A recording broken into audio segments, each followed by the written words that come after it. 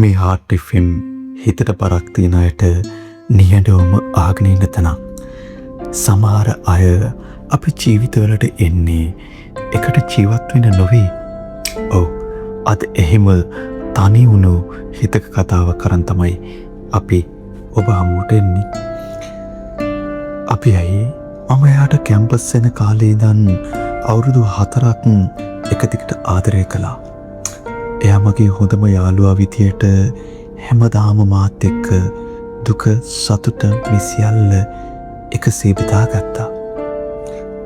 මම හිතුව කවදා හරි එයාට මගේ ආදරේ තේරුම් යයි කියලා.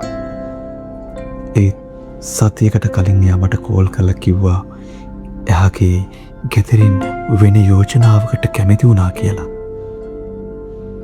ඉතින් මගේ හිත වේදනාවෙන් පිරීලා යනවා. මචං ඔබ අනිවාර්යයෙන්ම මගේ වෙඩින් එකට එන්න ඕන කියද්දී මට උත්තරයක් දී ගන්න බැරුව මම හදවතින්ම ගොළු වුණා අයියේ. මම එයාට පණටත් වඩා ආදරය කළා.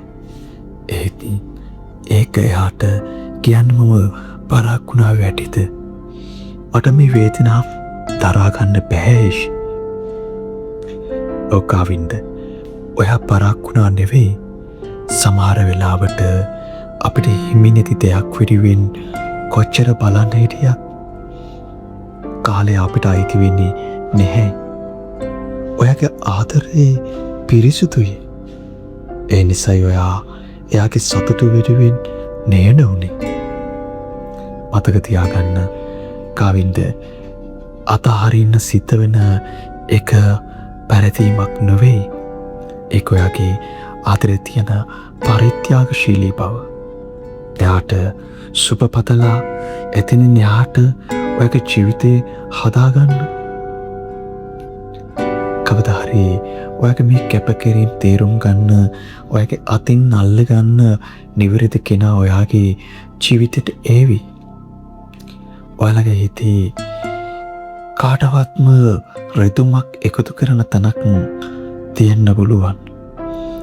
අසීමිතව කැපකිරීම කරලා එකට එක හුස්මක් ගත්තා වගේ ආශ්‍රය කරලා ඒ ආදරේ කියාගන්න බැරිව හිතේ තරකනගෙන ඉඳලා ඒ වෙච්ච තනිකමක් එක්කන් ජීවිතේ පාළුව ගත කරන්න උනොත්, ආදරේ කියාගන්න බැරිවම ඔය තනි වුණ කෙනෙක් වුණොත්, ඔව් ජීවිතේ තනිකමත් එක්කම හිතට කියාගන්න බැරි මහා වේදනාවක් හිතට ඒවි.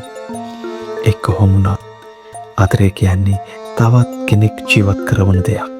ඉතින් ඔබත් වගේ හිතේ හිර කරගෙන ඉන්න ආදර කතාවක් එහෙම තියෙනවා නම්, ඔයාලගේ හිතේ කාටවත් කියාගන්න බැරි වුණු හිර වුණු මෙහෙම ආදර කතාවක් තියෙනවා නම් පල්ලෙහා කමෙන්ට් එකක් යාගෙන යන්න.